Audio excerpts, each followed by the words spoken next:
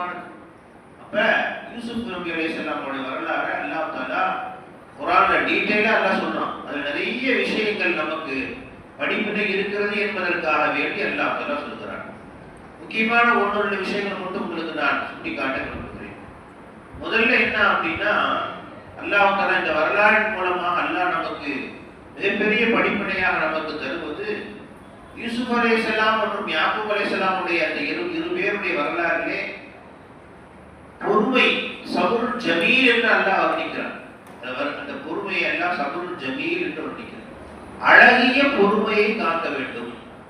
அதாவது எந்த சோதனைகளின் போதும் எப்படிப்பட்ட சோதனைகள் வந்தாலும் அந்த சோதனையை பொறுமையாக எதிர்கொள்வது, அதில் எந்த விதமான பதட்டம் கொள்ளாமல் இருப்பது, அதில் அல்லாஹ்வை பொருந்திக் கொள்வது. மூணு விஷயம் இருக்கு.